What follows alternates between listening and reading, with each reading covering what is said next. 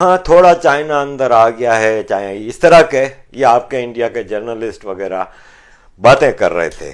تو راجدیپ سردیسائی نے راجناتھ جی سے انٹرویو میں یہ سب چیزیں پوچھیں اور اس کو مس انٹرپشن دے کے کس طرح چیزیں پھیلائی جاتی ہیں یہ آپ نے دیکھا ہی. جبکہ صورتحال یہ ہے کہ line of actual control LAC ایک بفر زون ہوتا ہے.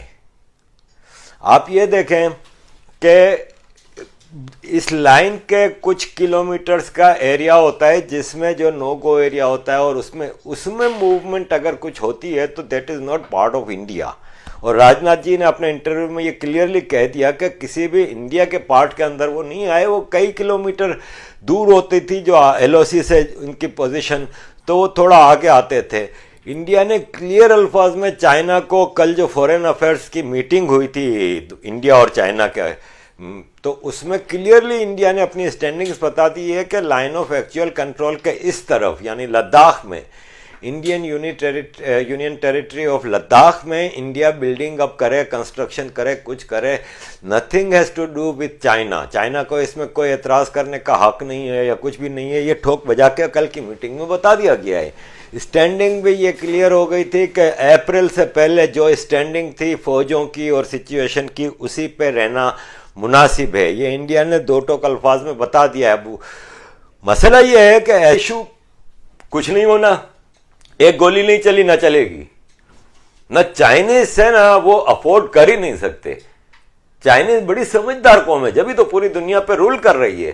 وہ نہ سمجھے کوئی کہ وہ چائنیز سمجھ رہے ہیں کہ یہ 1962 ہے. کوئی نہیں چائنیز سمجھ رہی ہے. چائنیز کو پتا ہے کہ یہاں پہ جواہر لال نہرو نہیں بیٹھے ہوئے.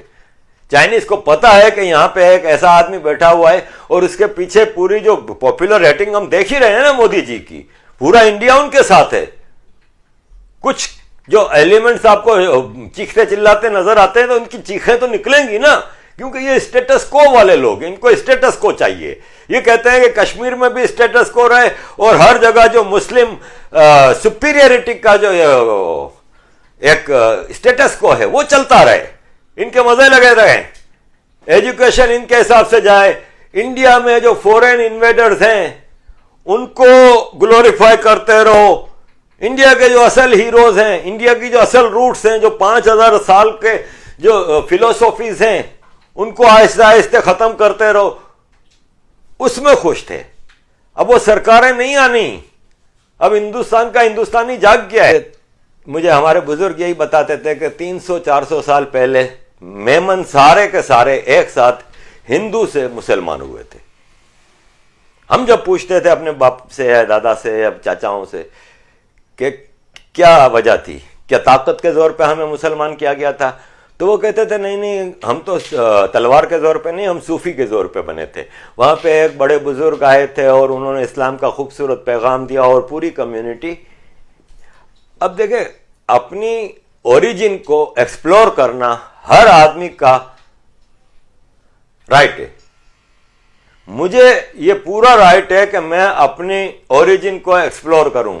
If life gives me a chance. تو میں بھی جاننا چاہ رہا ہوں کہ یہ جو لوہانا کمیونٹی ہے جس سے یہ میمن نکلے ہیں، یہ لوہانا کمیونٹی کے لاکھوں ہندو تھے. یہ سب جس کی برانچز تھیں، گجراتی لوہانا تھے، سندھی لوہانا تھے، ایون پشتو اور بلوچ بھی لوہانا تھے ہیں. میمن جو بیسیکلی ہے وہ سندھی لوہانا گروپ سے تعلق رکھتا ہے نا. لاکھوں ہندو تھے. تو 1422 میں صرف 6178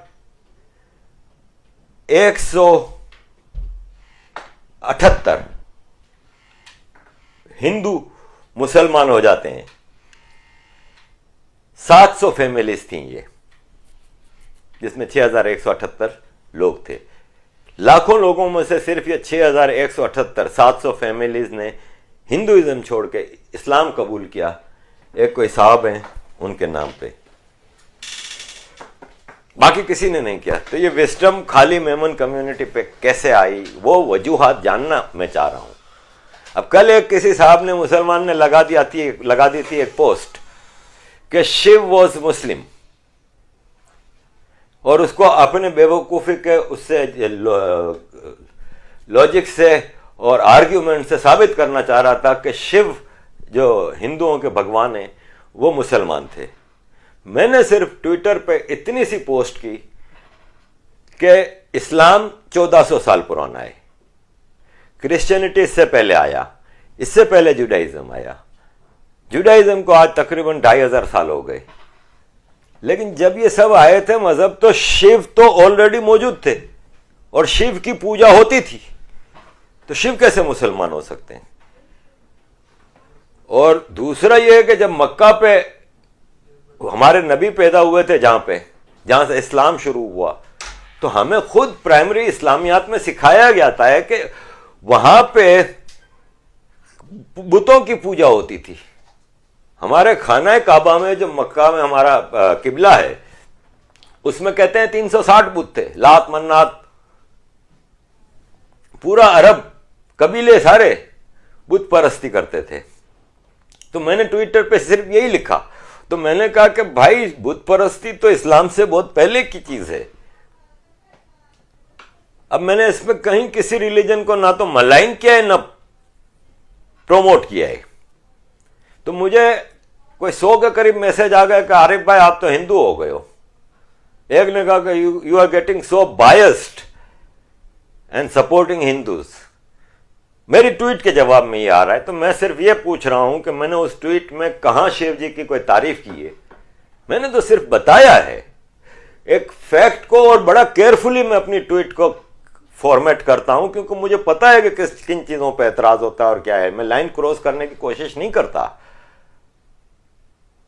تو یہی مسئلہ ہے کہ اگر میں اپنی اوریجن کو ایکسپلور کرنا چاہ رہا ہوں, اس کا مطلب یہ کہاں ہے کہ میں اپنے ریلیجن کو چھوڑنا چاہ رہا ہوں یا ملائن کرنا چاہ رہا ہوں یا کچھ ہے. میں صرف یہ چیزیں ایکسپلور کرنا چاہ رہا ہوں کہ who the hell we are. ہم صدیوں سے ہجرتیں کرتے پھر رہے ہیں یار, نسل در نسل.